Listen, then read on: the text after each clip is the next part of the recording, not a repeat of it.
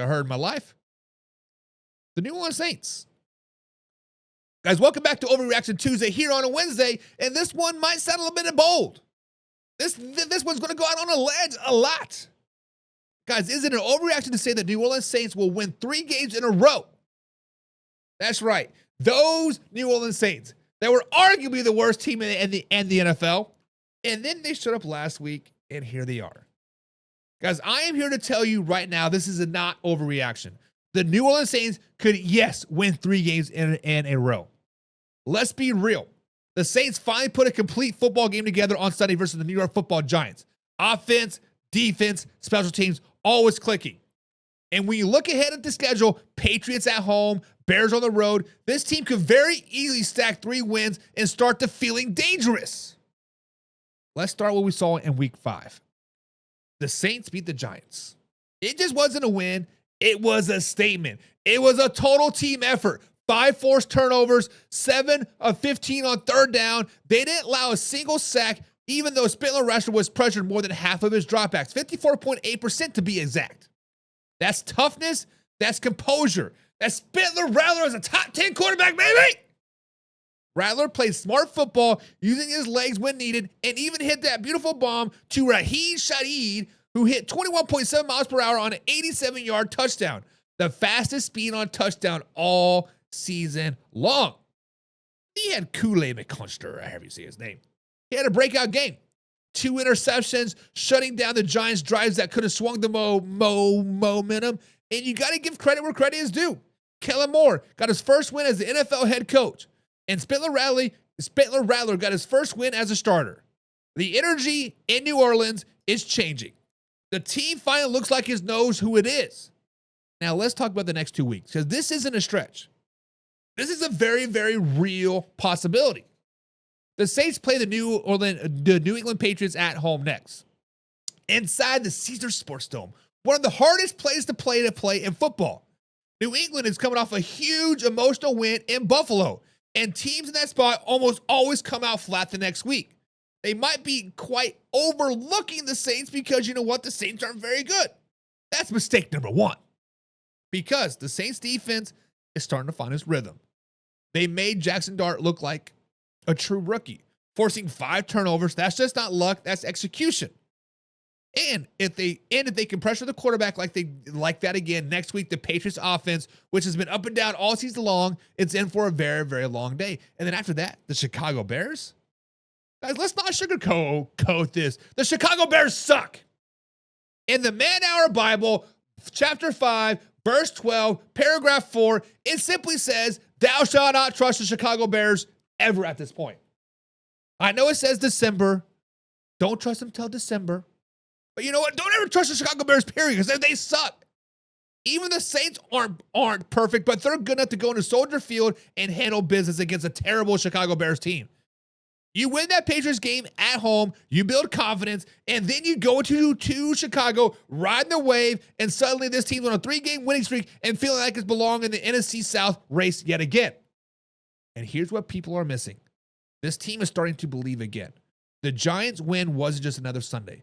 It was their first complete game of the season. Rattler showed leadership, the defense dominated, and the offense opened it up vertically. You can see the swagger starting to return. If they beat the Patriots, that's 2 straight. Then you get the we can beat anybody mentality. Then you roll into Chicago with confidence against a bad team, and boom, you got a 3-game winning streak, baby. That's how momentum starts in the NFL. Now, sure, it's not all perfect. Groupie missed 2 field goals. It's still a concern. The team can't afford to leave points on the board, especially in the close games.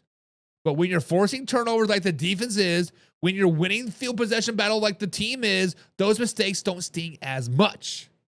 The key is consistency. Rattler's got to keep protecting the football. The defense got to keep hunting, and kicking the game has to stabilize.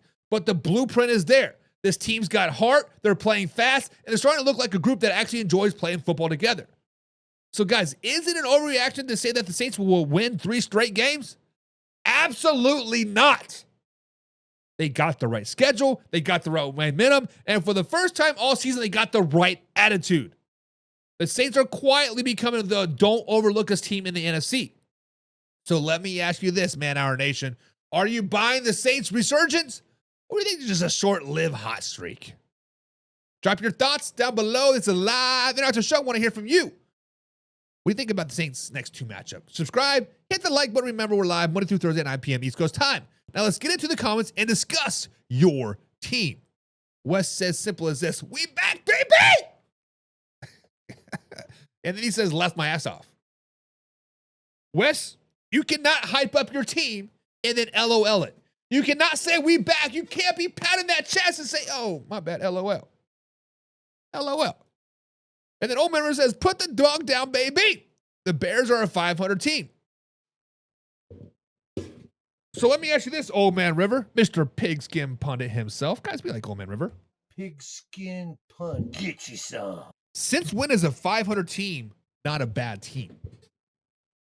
If you're right 50% of the time, that's not success. That's failure. What is success in the grade book?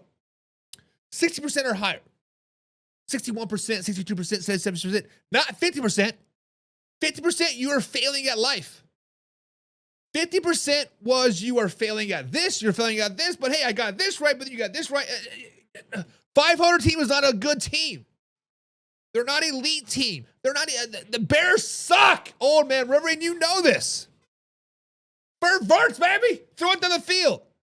Let Spencer Rattler open up the field. The only thing you guys are missing right now is Michael Thomas. Get rid of Michael Thomas. No, he's too busy beating up teammates and faking a hamstring injury and being like Lamar Jackson like at this point. Will Olsen says the Saints will lose to the Patriots and the Bears. Simply put, this is an overreaction. Stop spreading misinformation, Buck, says Will. I say, Will, you need to slow it down, baby. You need to slow it down because the Saints are coming. They coming, baby. They coming, they coming, they coming. And Wes was saying, LML to the Titans are back. Stay tuned to Factor Crack because we're going to talk about the Tennessee Titans. We are going to talk about the Tennessee Titans and the Factor Crap, so stay tuned to that. And turf toe. That's what Michael Thomas has is turf toe. I didn't know that. I thought he was too busy beating up teammates and a little bit of this and a little bit of that. Just, I don't know. Too much drama. Old Member says exactly, and look what Aaron Glenn's first year's Blues as well. And then Brandon says, rumor alert, Trevor Lawrence being the Kansas City Chiefs were just AI. It was all fake. That's tough. That is tough. That is tough. That is tough. But guys, it